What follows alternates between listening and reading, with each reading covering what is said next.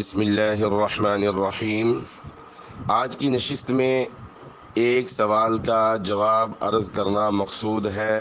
مستند صحیح روایات کی روشنی میں کیا ایک اونٹ 10 افراد کی طرف سے قربانی کیا جائے گا یا 7 افراد کی طرف سے قربانی کیا جائے گا؟ بعض حضرات بعض شاذ روایات کو لے کر امت میں فتنہ پھیلانے کی کوشش کر رہے ہیں۔ اللہ ہم سب کو کامل ہدایت نصیب فرمائے، آمین۔ جواب یہ ہے کہ ایک اونٹ 7 افراد کی طرف سے ہی قربانی کیا جا سکتا ہے، 10 افراد کی طرف سے قربانی نہیں کیا جائے گا۔ ایک اونٹ 7 افراد کی طرف سے ہی قربانی کیا جا سکتا ہے، 10 یا اس سے زیادہ افراد کی طرف سے قربانی نہیں کیا جا سکتا۔ اس پر چند روایات سنیے۔ حضرت جابر بن عبداللہ رضی اللہ تعالی عنہ سے صحیح مسلم میں روایت موجود ہے۔ رقم الحدیث، حدیث کا نمبر ہے 1318 کتاب الحج۔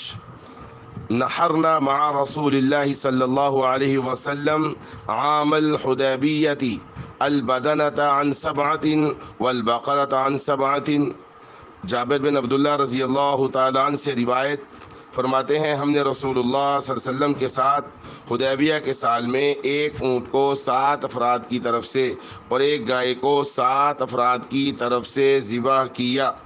اسی طرح صحیح مسلم میں ایک اور روایت ہے جس کا نمبر ہے 1213۔ صحابی نقل کرتے ہیں، ہمیں رسول اللہ صلی اللہ علیہ وسلم نے حکم دیا ان نشترک فی الابل، صاف لفظ موجود ہے، فی الابل والبقر کل 7 منا فی بدنۃ، رواہ مسلم۔ ہمیں رسول اللہ صلی اللہ علیہ وسلم نے حکم فرمایا کہ ہم میں 7 افراد اونٹ اور گائے میں شریک ہوں۔ صاف پتہ چل رہا ہے صحیح ترین روایات کی روشنی میں کہ اونٹ 7 افراد کی طرف سے ہی قربانی کیا جائے گا۔ اسی طرح ابو داؤد شریف میں ایک روایت آ رہی ہے اور اس حدیث کا نمبر ہے 2808۔ قال رسول اللہ صلی اللہ علیہ وسلم البقرۃ عن 7 والجزور عن 7، رواہ ابو داؤد۔ نبی صلی اللہ علیہ وسلم نے فرمایا گائے 7 افراد کی طرف سے ہوتی ہے اور اونٹ بھی 7 افراد کی طرف سے ہوتا ہے۔ ان روایات کی روشنی میں آپ صلی اللہ تعالیٰ علیہ وسلم کے فرمان سے ہمیں پتہ یہ چلتا ہے کہ آپ صلی اللہ تعالیٰ علیہ وسلم نے بالکل صاف اور واضح فرمایا ہے کہ اونٹ 7 افراد کی طرف سے ذبح کیا جائے گا، نہ کہ 10 افراد کی طرف سے۔ اگر کوئی روایت ایسی ہے جس میں 10 افراد کا ہے تو وہ صحابہ رضی اللہ تعالیٰ عنہم کے ہاں چاروں ائمہ، امام اعظم ابو حنیفہ نعمان بن ثابت، امام مالک، امام شافعی، امام احمد، امام بخاری، امام مسلم، امام ابو داود، امام ترمذی، امام نسائی، امام ابن ماجہ رحمہم اللہ تعالی علیہم اجمعین کے ہاں معمول نہیں ہے، اس 10 والی پر عمل کا معمول نہیں ہے، جس سے پتہ چلا اگر اس پر کوئی عمل ہوا بھی ہوگا تو پہلے ہوگا، چونکہ کثیر تعداد میں احادیث صحیحہ کثیرہ موجود ہیں۔ اور امام ترمذی رحمۃ اللہ علیہ اسی روایت کو نقل کر کے جابر بن عبداللہ رضی اللہ تعالیٰ عنہ کی حدیث جو صحیح مسلم میں ہے، اسے نقل کر کے امام ترمذی رحمۃ اللہ علیہ فرما رہے ہیں والعمل على هذا عند اہل العلم من اصحاب النبی صلی اللہ علیہ وسلم وغیرہم۔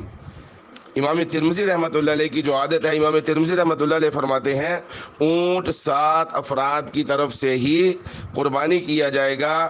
اسی پر اہل علم صحابہ رضی اللہ تعالی عنہم کا اور صحابہ کے علاوہ دیگر اہل علم کا عمل ہے کہ اونٹ 7 افراد کی طرف سے ہی قربانی کیا جائے گا، اونٹ 7 افراد کی طرف سے ہی ذبح کیا جائے گا۔ اس بات کو بڑی اچھی طرح ذہن نشین فرما لیا جائے۔